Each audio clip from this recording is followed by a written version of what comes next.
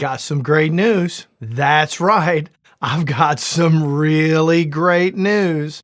Oh man, it was hard keeping my mouth shut about this. I've been working with this now for several months. And oh man, the excitement just grows and grows and grows. Well, now the announcement's made and we're ready to roll this thing out. Universal Audio, native plugins. That means they're Spark plugins, as well as the bundles or the individual ones that you may own natively are now mapped to and can be controlled by the Console 1 Mark III. This is freaking off the chart news.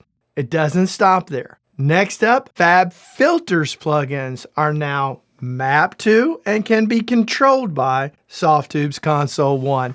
I can't tell you how happy this makes me. As a Console 1 user, I absolutely adore the workflow. For me, the main reason you buy something like the Console 1 is to take the distraction away. Not have to worry about the screen, not having to think about anything while you're doing the majority of your mixes. The reason for that is there's multiple sections of the Console 1 designed for different purposes, whether it's to add EQ, whether it's to add compression, whether it's to add harmonics, or many other things. You have dedicated sections in there. So that way, you know, when you grab that dial, it's going to do exactly what you think it's going to do, because it's going to do it on every single one of those plugins because they're mapped to this Console 1 perfectly.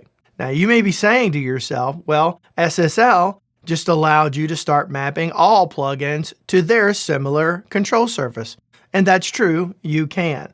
I have owned and I have used and I've done a review on SSL's version, and it is a great unit. My review was positive. That said, when I first heard about the ability to map and I saw everybody get excited about it, because I've been down that road before, I know the complications associated with it, because for many, many years, more than a decade, I used a 24-channel Digidesign D command, which has always had the ability to map any plugin to its knobs. And the problem with that is most of the time you're not going to remember which knob does what. So you're still going to have to keep stopping and looking at the description of what that knob does. That's where it turns into a royal pain in the butt. And the odds are that you're going to experience that same thing likely, potentially, with the SSL version. Not on every plugin, of course. Certain ones are going to map perfectly to it and will make perfect sense. Most EQs, most compressors, you get outside of that, you got a problem, okay? Which is why I prefer the Console 1 over SSL's version. So for me, what this ultimately means, my top 3 plugin manufacturers are Softube, Universal Audio, and FabFilter. You've heard me say that over and over and over for a long time on this channel. You've heard me say that. I'm a fan of other plugins too. I'm talking about companies that make plugins, because just about everything that those 3 companies make is out freaking standing at what they're trying to get that plugin to do. So now that I can now utilize all of those within the Console 1 has just changed my experience, is groundbreaking for me. It is going to change things pretty significantly in my workflow, because there are times I would find I want to use this or that and it wasn't available to me. Well, now it is. Up next, I'm going to walk you through the various plugins that you can now use on the Console 1 Mark III, as well as create some custom channel strips that I can bring up at any given time via presets. So let's head over there now and let's take a look at that and talk about it at the same time. 2 times you can't go bad. I have to tell you, 2 times sometimes can be the right numero times, my friend. Just right. Or maybe I got to do it 50 times. I don't know. I'm always messing up. So what you're looking at here is a Console 1 screen that you can turn on and off with the control surface. Now, everything I'm going to do on this is controlled by the control surface. So I'm not going to show you that. I'm just going to show you your options. It's much easier to do that this way. All right, so what I'm going to do is I'm going to show you the various options that you have for each one of these sections. Keep in mind, most of these sections allow you to have 2 separate plugins that you can go back and forth on and turn individually on and off if you want to. All right, so let's start this by looking and seeing what our EQ options are now. So let's add an EQ to this. We'll start with EQ1, and then as we scroll down through here, you're going to see now we've got the FabFilter options there. There are 2 for EQ there. Most are going to choose the Q3. So I've got some corrective action that I think needs to happen on this track. So I'm going to choose that one here and then bring that up. So now you're going to see some of the various bands that I was talking about before. So let's say I want to take a boost here. I can change my curve. I can bring that left and right, change the frequency, do a dip. Like I said, this is going to be corrective. So ultimately, maybe I only want to do something like that. And then maybe over here. So maybe I've got something harsh going on around 1K. So let me go into 1K around there, give or take. And let's bring some of that down. And maybe that needs to happen. So that might be something of a corrective EQ. Albeit not the greatest examples, but hey, I'm just demonstrating this for you. So now let's go add something into the second section, because if you notice here, you've got one EQ you can assign here and then another one over here. So let's go take care of that one. Go down here to EQ2, choose that, and let's go down here and maybe throw in a UAD API. Where is that? There we go. Let's take an API in there. This happens to be on a snare drum bus. So now we choose that and we turn that one on. Now, if you notice here, I can't really adjust the Q. That's because this is a character EQ. And with most character EQs, the curve is predetermined. So all you can do is choose the frequency and the amount of bump that you may want to do. That's pretty much the extent of it. Now we need compressor options. Maybe you want to A/B back and forth. Maybe you want to go back and forth between an 1176 and a distressor.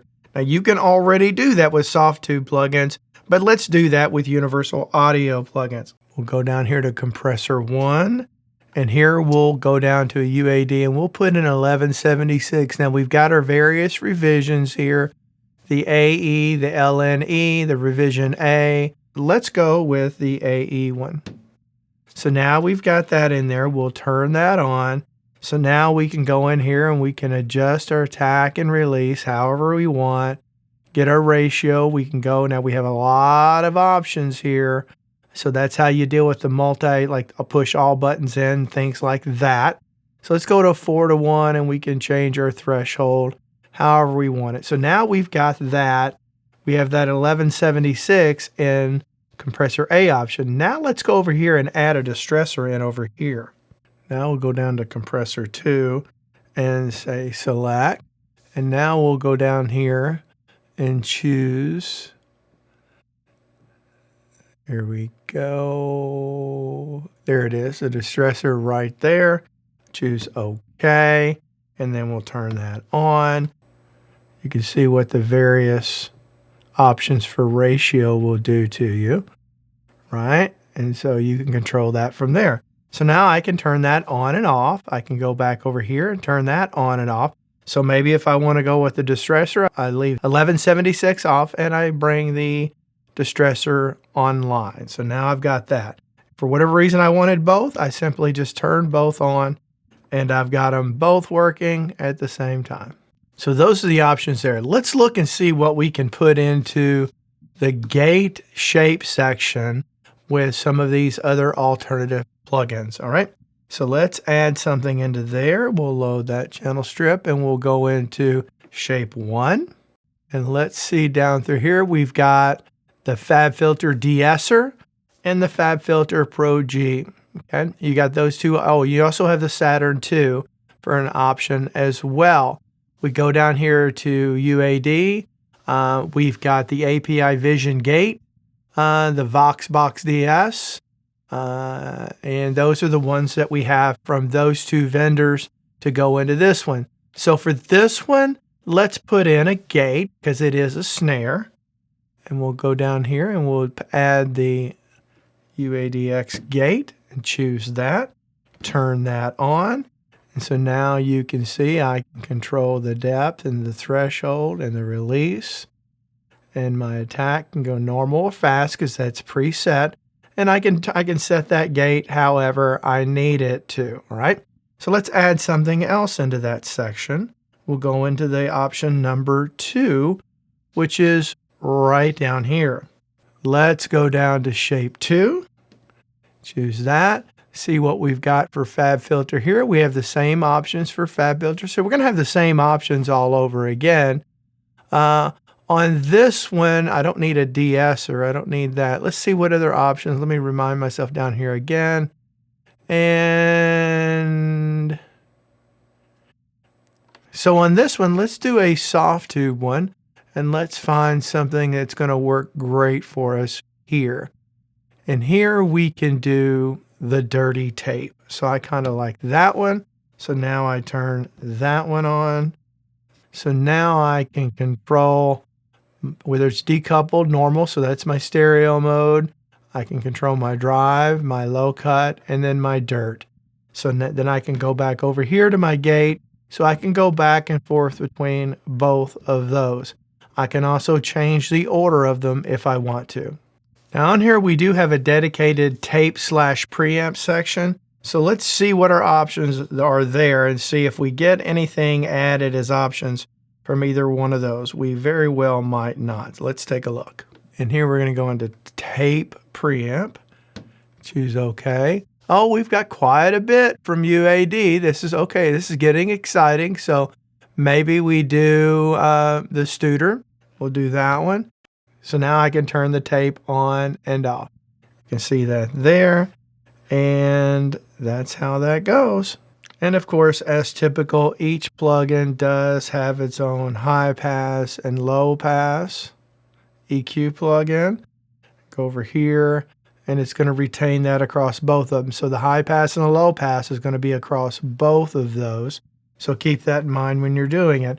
There's also a phase invert if you need that. You can also change the input gain. These are all other things that you can do on the console 1. So again, let's go through all of our options now for each section one by one. We'll go through each one of these one by one. All right, you can see your options there on the console 1 for that. A lot of options. We go down here to shapes. Again, a lot of options between Softube, of course, FabFilter. Coming down here to universal audio, so lots of options for that. And then we go down here to EQ. And now you've got all these EQ options available to you between Softube, FabFilter, and UAD.